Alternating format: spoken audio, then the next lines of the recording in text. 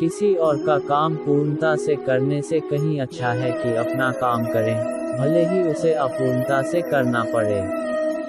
सभी अच्छे काम छोड़कर बस भगवान में पूर्ण रूप से समर्पित हो जाओ। मैं तुम्हें सभी पापों से मुक्त कर दूंगा। शोक मत करो। मैं उन्हें ज्ञान देता हूँ जो सदा मुझसे जुड़े रहते हैं और जो मुझसे प्रेम करते हैं।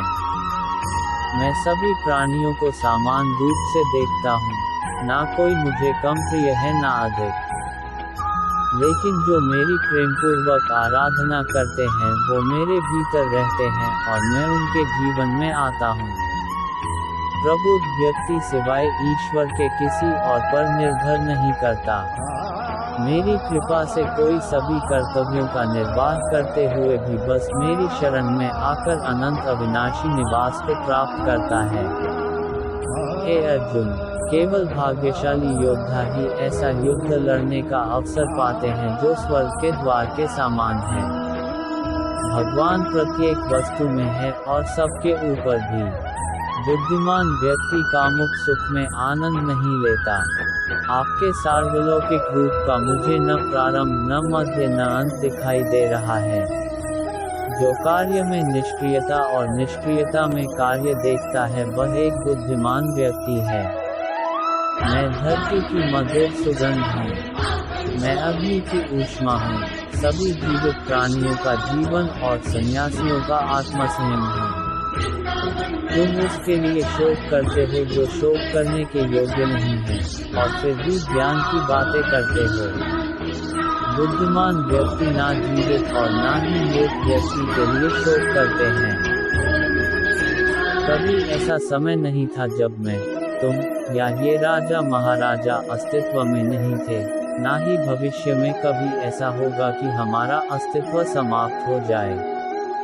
कर्म मुझे बांधता नहीं, क्योंकि मुझे कर्म के प्रतिफल की कोई इच्छा नहीं। हे अर्जुन, हम दोनों ने कई जन्म लिए हैं। मुझे याद है, लेकिन तुम्हें नहीं। वह जो वास्तविकता में मेरे उत्कृष्ट जन्म और गतिविधियों को समझता है, वह शरीर त्यागने के बाद पुनः जन्म नहीं लेता और मेरे धाम को प्राप्त होता है। अपने परम भक्तों, जो हमेशा मेरा स्मरण या एक चित मन से मेरा पूजन करते हैं, मैं व्यक्तिगत रूप से उनके कल्याण का उत्तरदायित्व लेता हूँ। कर्म योग वास्तव में एक परम रहस्य है। कर्म उसे नहीं बांधता जिसने काम का त्याग कर दिया है। बुद्धिमान व्यक्ति को समाज कल्याण के लिए बिना आसक्ति के काम करना चाहिए। जो व्यक्ति आध्यात्मिक जागरूकता के शिखर तक पहुंच चुके हैं, उनका मार्ग है निस्वार्थ कर्म। जो भगवान के साथ संयोजित हो चुके हैं, उनका मार्ग है स्थिरता और शांति। यद्यपि मैं इस तंत्र का रचयिता हूँ, लेकिन सभी को यह ज्ञात होना चाहिए कि मैं कुछ नहीं करता और मैं अनंत हूँ। दौड़। जब वे अपने कार्य में आनंद खोज लेते हैं तब वे पूर्णता प्राप्त करते हैं।